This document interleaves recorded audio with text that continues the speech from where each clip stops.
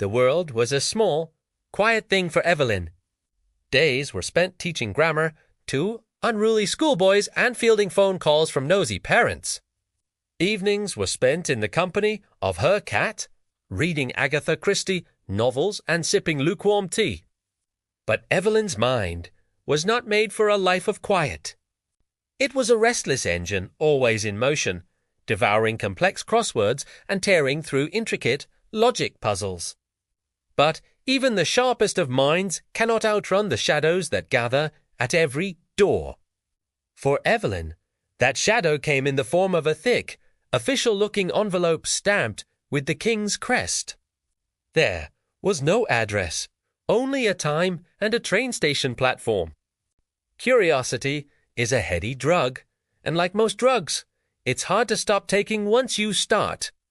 So, with nothing more than the cryptic summons in her hands, Evelyn found herself stepping onto a train bound for an unknown destination. There were a dozen other women on that train, an eclectic bunch from every corner of Britain. There was a debutante who spoke 5 languages, a librarian with an uncanny memory, and a quiet housewife who turned out to be a champion chess player. The destination was Bletchley Park, a sprawling Victorian manor house that buzzed with a low, secret energy. The women were met by stern-faced officials who ushered them inside and shut the door behind them.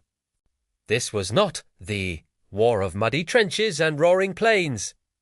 This was a war of the mind, and these women were the frontline soldiers. Their uniforms were tailored suits and crisp white blouses. Their weapons were typewriters and teletype machines. Their battles were fought in rooms thick with the smell of stale tea and cigarette smoke. They were here to fight the enemy's most powerful weapon, the Enigma machine, a complex cipher device that encrypted German military communications. Evelyn was assigned to Hut 6, a hive of activity where hundreds of women worked in shifts hunched over the massive clanking. Electromechanical beasts that had been built to mimic the Enigma as logic. Their fingers flew over the keys as they fed plain text into the machines, receiving garbled nonsense in return. It was a baptism of fire, and Evelyn quickly learned that this was not a war for the faint of heart. The work was maddeningly repetitive, a constant, low-grade intellectual siege. Hours were spent staring at endless streams of letters and numbers, searching for patterns, for a hint of meaning in the digital noise. It was an endless game of Where's Waldo? Where Waldo was the enemy, and he was hiding in a library full of ciphers. Yet there were rewards for those who could spot the patterns, who could turn the meaningless jumble of letters into actionable intelligence. In the dead of night, the operators would light up cigars and pass around glasses of whiskey.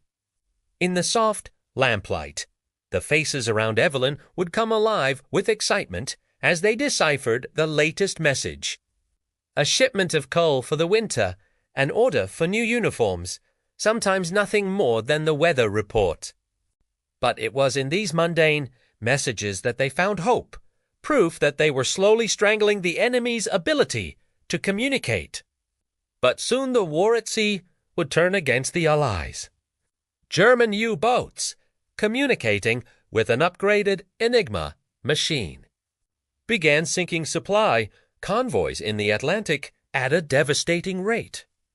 With each passing day, the sea became more treacherous, the journey to America more perilous.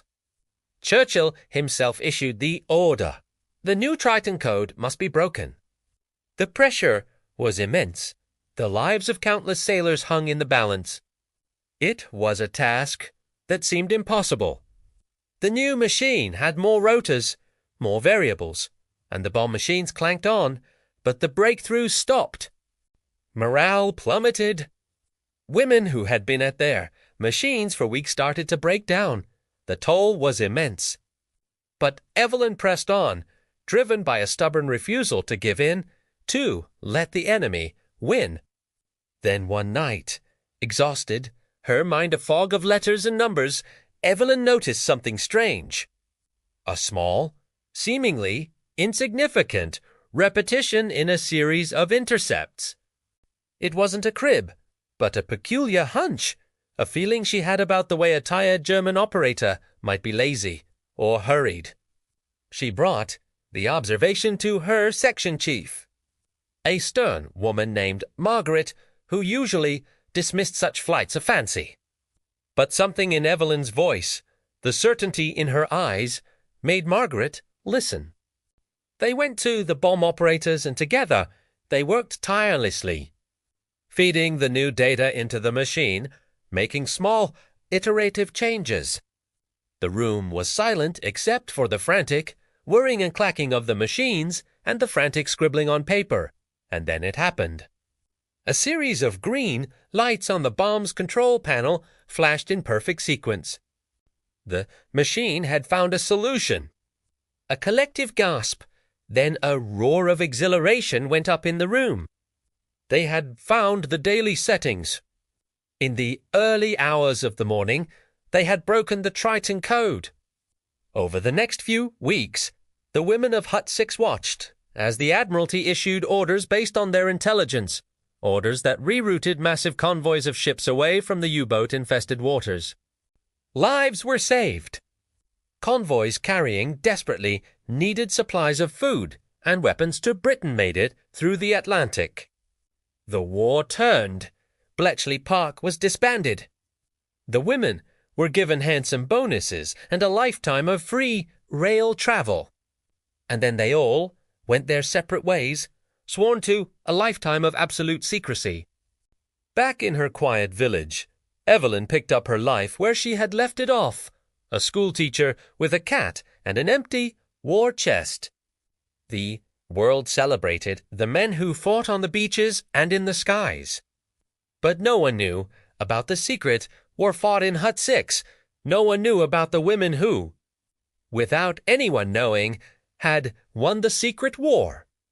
As Evelyn grew old, she kept her memories locked away, a treasure from her youth. But sometimes when she looked at her hands, she saw not just the hands of a schoolteacher or a wife, but the hands that had helped turn the tide of a world, or the hands of one of the women who had cracked the enemy code.